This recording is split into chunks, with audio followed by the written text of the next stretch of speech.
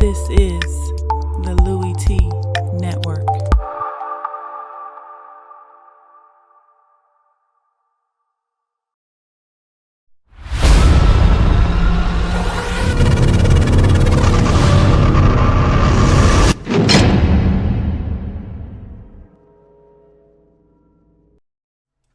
Who else could it be but me, your man, Louie Tee? Welcome to lockdown coverage here on the Louie Tee Network. Of course, I am your man, Louie Tee, breaking down every single game in the National Football League in week number 9.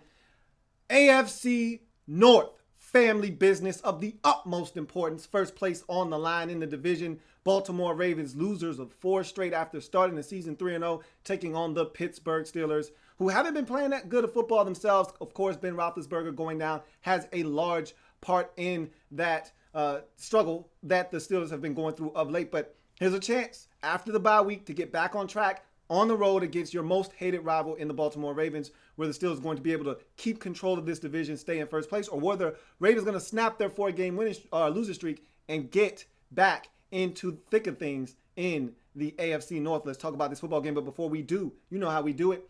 If this is your first time here on the Louie Tee Network, welcome to this channel, Louie Tee Network, and subscribe to Louie Tee Network for more great content in 2016 and beyond. We're changing the game over here. I want you to be a part of that. Hit the subscription button to help us do exactly that. Also, if you're on Twitter, so am I. At In the Lab Room is the Twitter handle. Go ahead and use that Twitter to help you understand what's going on here. If you want to know when I'm doing a live feed, if you want to know when I'm dropping a new video, have your notifications turned on Twitter. Got to follow me in order to do that. So go ahead, follow me on Twitter. Also, if you want to tweet back and forth, I'm here just about all the time.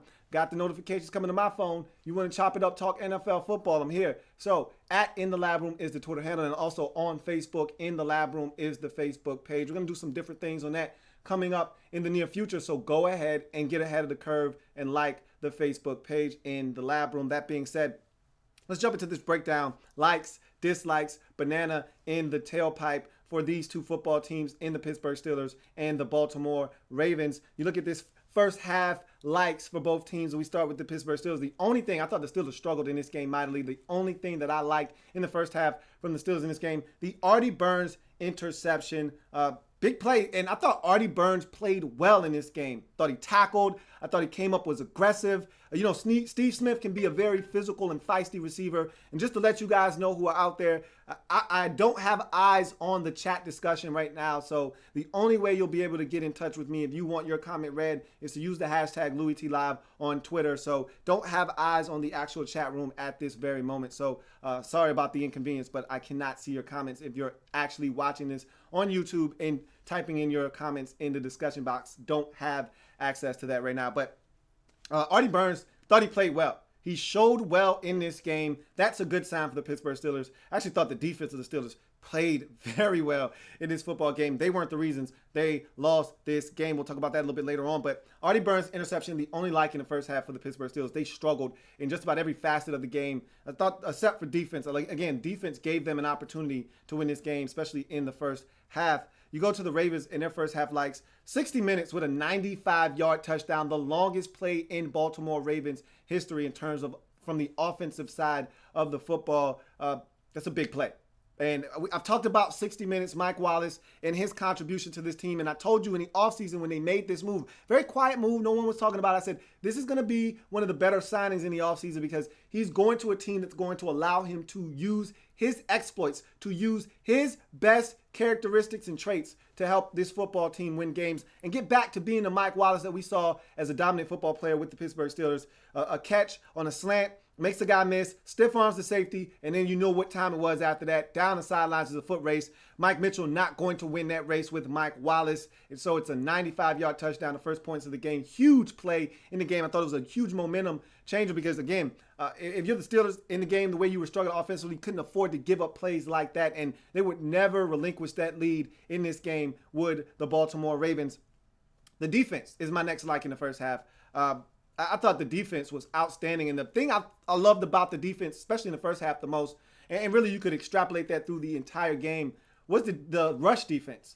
Not allowing Le'Veon Bell to hurt you. Look, Ben Roethlisberger is coming off an injury that a lot of people thought he would have to miss at least one more, possibly 2 more weeks with. He's coming back a little early, prematurely. We know how Ben Roethlisberger does and how he operates. Okay, fine. Don't allow the run game to be a crutch for them and allow Roethlisberger to just manage the game. Make him beat you. And that's what they did by taking Le'Veon Bell out of the game. I thought it was a well-played first half that allowed them to set themselves up in a position to have a lead at halftime and play from a front-running position. They stopped the run in this game. First down, second down. The Steelers took a very conservative approach. They didn't want to put Ben Roethlisberger in a lot of bad situations where he had to drop back and put himself at risk. And so they handed the ball off a lot in this game. And I thought the Ravens, especially in the first half, set the tempo by shutting down the Steelers' run game. And oh, by the way, they did a great job in pass defense in the first half as well. Again, no points for the Steelers in the first half of this game. And then the field goal to end the first half. For all of the good things the Ravens had done in the first half, they were only up by 1 score at 7-0. To get that field goal to end the first half from Justin Tucker and a number of different events occurring, including a Steelers 12 men on the field penalty that made it 5 yards closer to allow them to even be a little bit more confident in Justin Tucker, who is money. Like I said, one of the best kickers in the league. Knocks it home from 49 yards, gives them a 10-0 lead at the halftime break. That was huge in my eyes as well. You know how I am about getting points before the half. To me, it's crucial. Ravens take a 10-0 lead at the halftime break. You go to the first half dislikes. We go back to the Steelers giving up the touchdown to Mike Wallace. I talked about this being a tough day for the offense for the Steelers. You couldn't afford to give that up. And again, the defense played well in this game, but you can't afford to give that up on the defensive side of football when your offense is struggling away. You got to make the Ravens earn it. This is a Ravens football team that has struggled to score points this season. They struggled to score in this game. Got help from special teams, got a big play there. They struggled to score in this football game as well. Can't give up those types of plays. Roughing the kicker by Shamarko Thomas ultimately did not hurt you, but can't do that. You're getting the football back to Ben Roethlisberger and the offense. You can't, and he had a free run at it. Should have probably blocked that kick, but again, if you're going to sell out, you better block it. He didn't get there, and he roughed the kicker. Steelers' offense is on my dislikes list in the first half. They were anemic. The run game was non-existent. They could not get that going. Ben Roethlisberger was off. You could tell he was a little tentative. You could see he was a little bit way more mobile than the last time we saw him against Miami, but still, he was definitely not himself in the first half of this game. The offense struggled because of it. There was no continuity. There was no rhythm. They couldn't sustain offense. It was a bunch of 3-and-outs. They were 1 of 11 on third downs for a good portion of this game. At one point, midway through the fourth, 1 of 11 on third downs. They were struggling in the first half of this game, and really they struggled until the later portions of the fourth quarter where they really started to ratchet it up, and the Ravens started to play softer defense, trying to make sure they kept everything in front of them.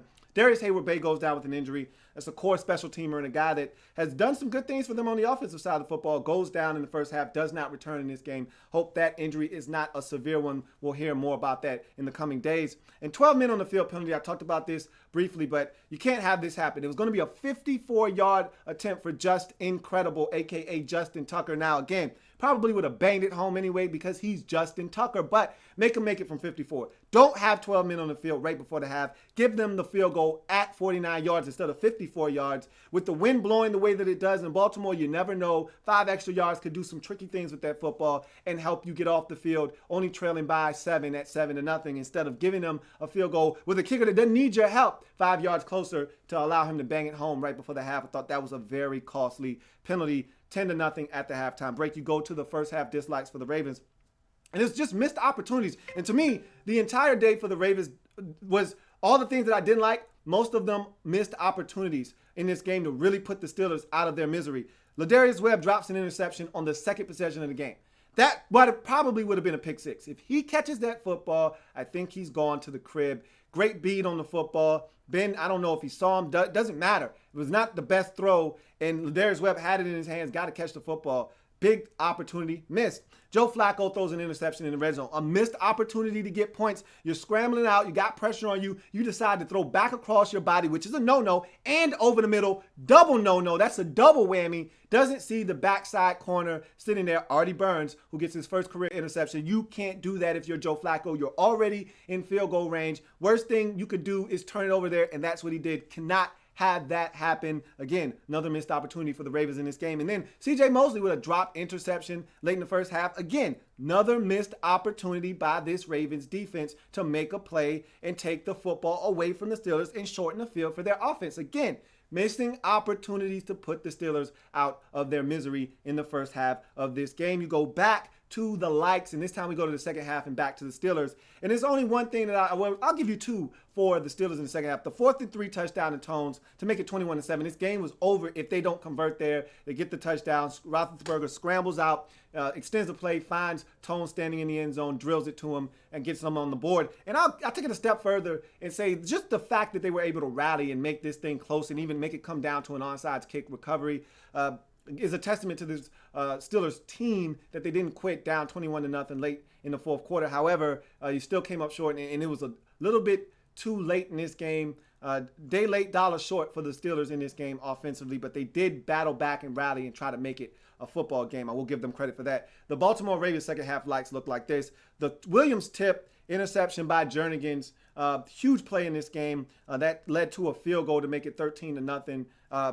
These are the types of plays defensively that you got to find a way to make, especially when you know your offense is struggling to score. Only one offensive touchdown on the day for this Ravens offense, and it came on a 95-yard catch and run. So, again, they're struggling offensively. That hasn't changed. All is not well in Baltimore because of this victory. They still got a lot of things to clean up on the offensive side of football, but the defense looked dominant in this game. And again, when you're playing a family member, these are the types of things you can do because you're so familiar with your opponent. I don't know if I want to run away with this, and I'll talk about that in the banana in the tailpipe a little bit later on, but huge play there to get you another field goal on the scoreboard. You'd like to see them turn that into a touchdown. Frankly, but they didn't. It's 13-0 at that point. Buck Allen with a block punt. To me, this might have been the single biggest play of the game because even at 13-0, I never thought the game was over. After they blocked the punt, Buck Allen blocks the punt, scooped up by Moore, your rookie, and run into the end zone. Go and you get the subsequent 2-point conversion to go up 21-0. At that point, I thought this game was over because the Steelers had done nothing offensively all day, and now you're getting to the midpoint of the fourth quarter into the latter stages of this game, and they still haven't put any points on the scoreboard. That's when I knew this game was over after that block punt. So I thought that was a huge play in this game. Might have been the play of the game because without that, I think the Steelers still have a legit shot at winning this game because the offense for the Ravens simply was not going to do it themselves in this game. You go to the dislikes in the second half. We go back to the Steelers. Big Ben with the interception. Just one of those situations where you're like, hey, don't turn the football over. And he did.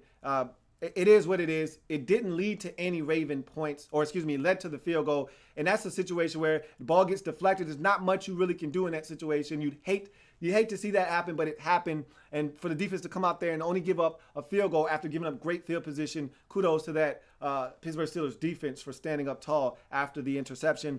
A block punt for a touchdown. To me, this was the backbreaker here. You can't have this happen. And literally, it's on the rookie, Sean Davis, the rookie safety out of Maryland. He just releases. He doesn't touch that end guy. He doesn't touch Buck Allen. Allows him a free run to your punter, and it got blocked. I mean, there's really not much you can do in that situation. If you see your punter there, you're like, oh man, they didn't touch the guy. He just released. It's just a critical mistake by a young player having a mental lapse at the wrong time of the football game. There's really never a good time for a mental lapse, but that was a huge one that cost his team 7 points and arguably cost his team the football game. And then you have a situation where Sammy Coates drops the touchdown in the fourth quarter. When you're trying to battle back, you need that catch. That would have come with 3 minutes and 46 seconds left in the game. If he catches that football, you get that touchdown, you get the extra point. Now you still got 2 timeouts. You can kick the football off, play some defense to see if you can. That would have given you a chance in this game at 21-14 instead. And that's what Sammy Coates says. He's going to catch the football. He's going to drop the football. These are the things. I've told you this already. Don't get upset because you knew what you signed up for when you brought Sammy Coates onto this football team. And then finally, you go to the Ravens in their second half likes, and it's the drop interception by Eric Weddle. You want to put this game away. This is what you brought Eric Weddle. This is the second time I've had an opportunity to watch this Ravens team late in the ball game with a chance to put it away, and Eric Weddle have a chance to catch an interception to put the ball game away and not do so. The first time it cost you against the Raiders because on the very next play, Crabtree in the end zone, touchdown, and the Raiders beat you 28-27. This is a situation where luckily you were up by 2 scores because the Steelers would go on to score a touchdown on that possession. Tip ball off the fingertips of Eli Rogers right into the hands of Weddle. He needs to make that play. End of discussion. Game's over. If he does, he drops that. A couple plays later, Roethlisberger gets in the end zone, and now we got ourselves a 1-score game. That can't happen. Have to catch that football. That's why they brought Eric Weddle to this football team. So, at the end of the day, Ravens get it done. 21-14, snap their 4-game losing streak, get back to 500, all in one fell swoop. And the biggest caveat of them all, they're now in first place in the AFC North division, tied with the Steelers, but they own the tiebreaker because they just beat them. So huge win for the Ravens. This is a big boost for them in their season. Let's see what they do with the momentum of this football game next week. I will say this, got a couple of banana in the tailpipes. We'll start with the Pittsburgh Steelers, the road team here. Their offense isn't going to look like this moving forward. Obviously, I don't think I'm telling anybody or breaking news to anyone. Ben Roethlisberger is going to be better. He was actually outstanding in the last about 6 minutes of the game. However, a lot of soft coverages from the Baltimore Ravens, so you don't really want to make much of that. But still, he looked a lot more like himself late in the game. It took him 3.5 quarters to really get going, it seemed like, in this game. They're not going to look like this offensively. They're not. Le'Veon Bell isn't going to be shut down like this. Antonio Brown's not going to be kept in check like this. They're not going to struggle like this offensively. I'm not falling for that banana in the tailpipe. This was the first game back for Ben Roethlisberger. They're coming off a bye. Not a lot of rhythm for this football team, and you saw it unveil itself in this game. As far as the Ravens are concerned, my banana in the tailpipe for them, I'm not buying this defensive performance, and I still have a multitude of questions for this offense. Now, the defense hasn't been bad all season. Let me just make that clear. This defense hasn't been a train wreck for the Ravens, but they were dominant in this game. For 3.5 quarters, they were dominant, like shades of the Ravens teams of the past dominant. I'm not buying that. Okay, this is a good defense. They're not great. They look great in this game. They got to show me more in order to sell me on the fact that they're that good. And so I'm not falling for the banana in the tailpipe that this Ravens defense is dominant, because they were flying around the football field. They had opportunities to force turnovers. They were looking like a different team than I had seen earlier in this season. So I'm not falling for the banana in the tailpipe that all of a sudden this Ravens defense is dominant. That being said, I'll check Twitter quickly and see if I have any comments for this game. And I'll check my notifications right now. I don't have anything. Let's see if anybody left me any comments. And nobody's left me any comments. So with that being said, I'm going to go ahead and get out of here. Big win for the Baltimore Ravens. They got it done, and I didn't see this one coming. I'm going to be brutally honest with you. I didn't care who was at quarterback for the Steelers, whether it was Landry Jones or Ben Roethlisberger. I thought the Steelers were going to be able to do enough to win this game, and they got thoroughly dominated. Literally, the score doesn't really tell the story here. They were dominated for 3.5 quarters, and if not for a late barrage by the Steelers and really the Ravens taking their foot off the gas pedal from the defensive standpoint of things, trying to play everything soft, keep everything in front of them, this game was absolutely, totally one-sided in the favor of the Baltimore Ravens. So this was impressive. And again, this is a team I haven't been very impressed with this season, but this was an impressive victory. Now, I'm going to take it with a grain of salt because there are a lot of factors that went into them winning this game the way that they did. But still, to go out and dominate a team that's as good as the Steelers are, and I thought the Steelers actually played well defensively in this game, that's saying something. To win on all three phases of the game, offense, defense, and special teams, that's how you dominate a team. Ravens did that in this game. They get the win. They go to 4-4 in the season. They snap their 4-game losing streak, and they get to first place on the season in the AFC North with this win. Let's see again. I want to see what they do with this win. Does this build momentum from them? Does this change their season? Does this turn around their fortunes? Or is this just a flash in the pan victory for this Ravens football team? For the Steelers, you just get back on the horse, okay? This is the third loss this season that you've had that's been ugly. Again, this one looked a lot better at the end, but this was an ugly loss. But you've been able to bounce back, and I think Roethlisberger getting healthier is going to allow this team to turn it back up offensively. I'm not worried. The encouraging takeaway from this game was the defense. I actually thought the defense looked good in this game. If you're a Steelers fan,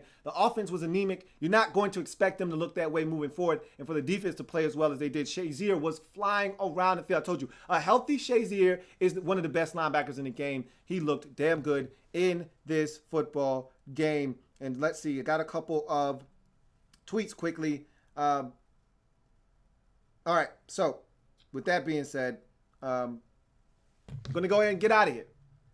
If it happens in the National Football League, whether big or small, we cover it all here on the Louie Tee Network lockdown coverage. Ravens, 4-4 with the win. Go to first place, tied with the Pittsburgh Steelers, who fall behind the Ravens in the standings at 4-4. But Ravens now own the tiebreaker with this victory, 21-14. I've got many more games to break down. Remember, we're changing the game one live feed at a time. I will see you guys a little bit later on. Got plenty more games to break down. Have a good one.